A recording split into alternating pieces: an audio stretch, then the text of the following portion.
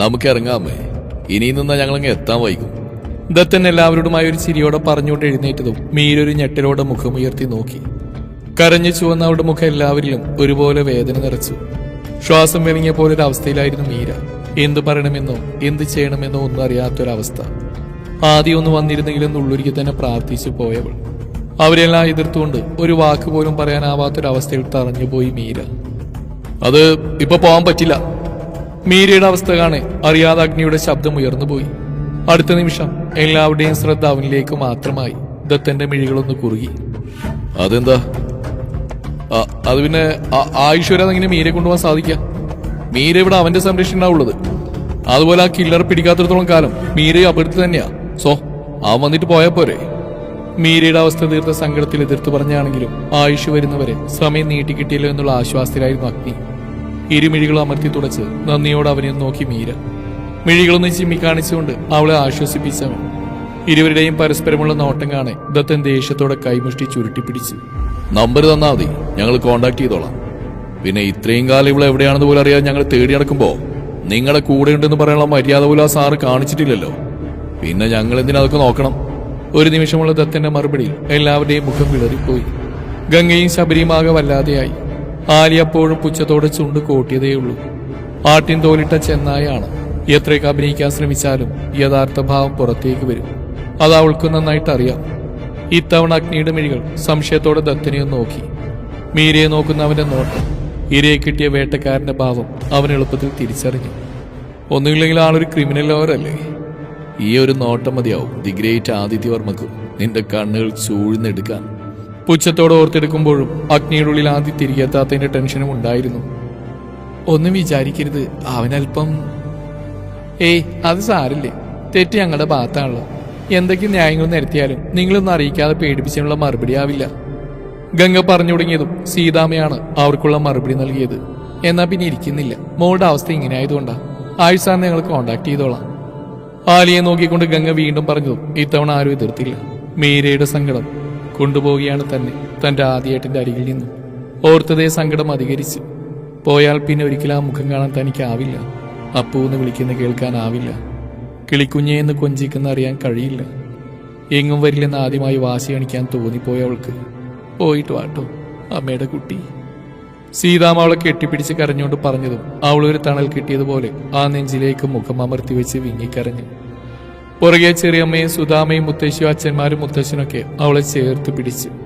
ആ ഒരു കുടുംബത്തിന് അവൾ എത്രമാത്രം പ്രിയപ്പെട്ടതാണെന്ന് വന്നവർക്കെല്ലാം മനസ്സിലായിരുന്നു. ആര്യനും അജിത്തും വല്ലാത്തൊരു നഷ്ടബോധത്തോടെ അവളെ നോക്കി നിന്നു. ഉള്ളിലെ ഇഷ്ടം മുമ്പേ തുറന്നു പറയേണ്ടതായിരുന്നു എന്ന് അവർക്ക് തോന്നിപ്പോയി. അഗ്നി ദയനീയമായി അവളെ നോക്കി. എന്നാ ഇനി യാത്ര പറയുന്നില്ല, ഞങ്ങൾ പിന്നൊരിക്കൽ വരാം, നിങ്ങളും വരണം. അജുവിനെ കാണുന്നില്ലല്ലോ എഴുത്തി. ചെക്കൻ വന്നാ മോളെ പറഞ്ഞു വിട്ട് ഇനി വീട് തിരിച്ചു വെക്കും. ചെറിയ മാതിയോടെ പറഞ്ഞു നിർത്തിയതും മഹൽ മാൻഷന്റെ ഗേറ്റ് കടന്ന് ഒരു കാറ് ചീറിപ്പാഞ്ഞു വന്ന് നിന്നു. എല്ലാവരുടെയും യാത്ര കുറച്ചിലും സങ്കടമൊന്നും തീരുന്നില്ലെന്ന് കണ്ടതും ദത്തന്റെ മുഖം വലിഞ്ഞു മുറുകി. മീരയോട് അവിടെയുള്ളവർ കാണിക്കുന്ന സ്നേഹവും അടുപ്പവുമെല്ലാം അവനിൽ വല്ലാത്തൊരു അസഹിഷ്ണുത നിറച്ചു. ഇങ്ങനെ കരയാതെ വന്ന് കാറി കയറി മീര. സീതാമയിൽ നിന്ന് അവൾ അകറ്റിമാറ്റി കയ്യിൽ മുറുകെ പിടിച്ച് കടുപ്പിച്ച് പറയുമ്പോൾ ഞെട്ടലോട് അവനെ ഒന്ന് നോക്കിപ്പോയവൾ. ബാക്കിയുള്ളവരും അവനെ സംശയത്തോടെ നോക്കി. ദിവസങ്ങൾ കൊണ്ട് മീര എങ്ങനെയാണെന്നും അവളുടെ സ്വഭാവം എങ്ങനെയാണെന്നും അവിടെയുള്ള എല്ലാവർക്കും അറിയാം. ആരുടെയെങ്കിലും ശബ്ദം ചെറുതായിട്ടൊന്ന് ഉയർന്നാൽ പോലും ഞെട്ടുന്നവളാണ്. അതിനനുസരിച്ച് തന്നെയാണ് അവളോട് എല്ലാവരും പെരുമാറിയിരുന്നു.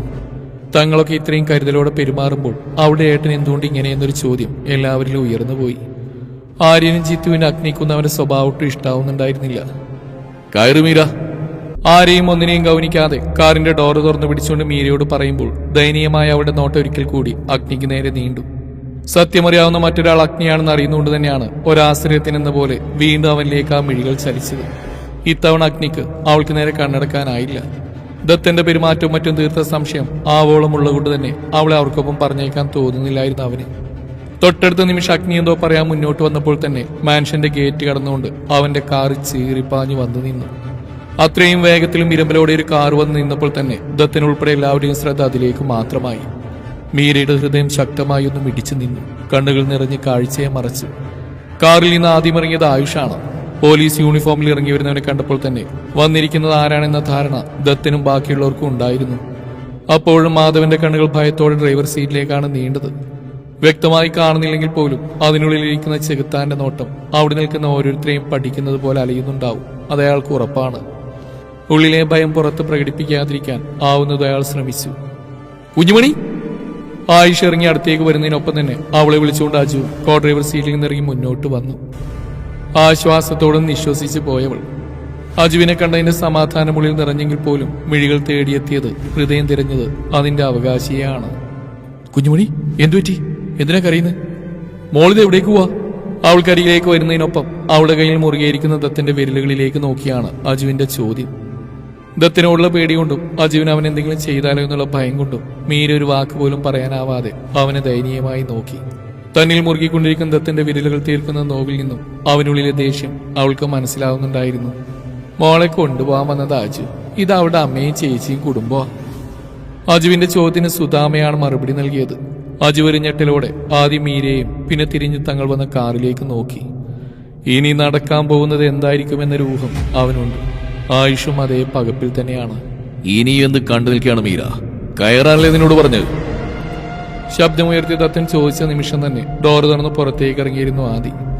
ദത്തന്റെ ചോദ്യത്തിലും നോട്ടത്തിലും ഭയന്നു പോയവൾ ആശ്രയം എന്നതുപോലെ അവനെ നോക്കി. ബാക്കി എല്ലാവരുടെയും നോട്ടം അവനിലാണ്. കാറിന് മുന്നിലായി വന്നു നിന്ന് ഗൗരവത്തോടെ ദത്തിൽ മാത്രം ശ്രദ്ധ ഉറപ്പിച്ച് നിൽക്കുന്നവനിൽ വന്യമായി തിളങ്ങുന്ന അവന്റെ മിഴികൾ ഇരയെ കണ്ടുകിട്ടിയ വേട്ടക്കാരന്റെ ഭാവം. ഒരു നിമിഷം ചുറ്റുമുള്ളവരെല്ലാം ആദ്യം തന്നെ നോക്കി നിന്ന് പോയിരുന്നു. ഈ നിമിഷം ആരോ അവനോട് പ്രതീക്ഷിച്ചിരുന്നില്ലെന്നാണ് സത്യം. കയറു മീര! ആദിയുടെ നോട്ടത്തിലും ഭാവത്തിലൊന്ന് പകച്ചു പോയെങ്കിലും വീണ്ടും മീരയിലേക്ക് തന്നെ ശ്രദ്ധ തിരിച്ചുകൊണ്ട് പറഞ്ഞു ദത്തൻ.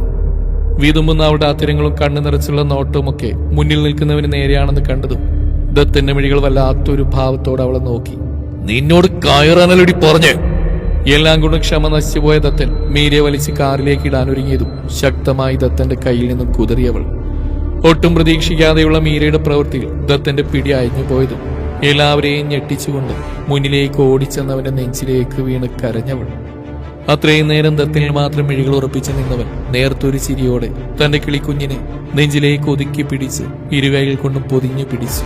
അത്രയും തീവ്രമായി, ശക്തമായി. ഒരു നിമിഷം എല്ലാവരും പകപ്പോടെ ആ ദൃശ്യം നോക്കി നിന്ന് പോയിരുന്നു. എല്ലാം അറിയുന്ന അജു, ആയുഷു, അഗ്നിയും പോലും വാ തുറന്ന് നിൽപ്പാണ്. അമ്മമാരും അച്ഛന്മാരും മുത്തശ്ശനും മുത്തശ്ശിയും ആര്യനും ചിത്തുവും ഗംഗയും ആലിയും ശബരിയും ഉൾപ്പെടെ മീരയുടെ പ്രവൃത്തിയിൽ തറഞ്ഞുപോയി നിന്നു. മകൾ ഫാമിലിയിലെ ഓരോരുത്തരെയും അതിനുമേറെ ഞെട്ടിച്ചത് ആദിയുടെ ചുണ്ടിലെ പുഞ്ചിരിയും മീരയെ പുണർന്നു പിടിച്ചുകൊണ്ടുള്ള നിൽപ്പുമാണ്.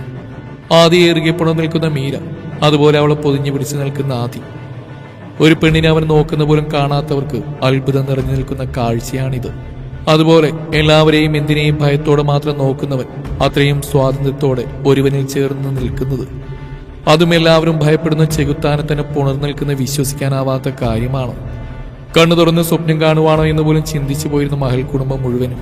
ഒരുപാട് ചോദ്യങ്ങളും സംശയങ്ങളും ഉള്ളിൽ ഉയർന്നു വന്നെങ്കിലും ഒരക്ഷരം പോലും ചോദിക്കാനാവാതെ അതേ നിൽപ്പ് തുടർന്നു പോയിരുന്ന എല്ലാവരും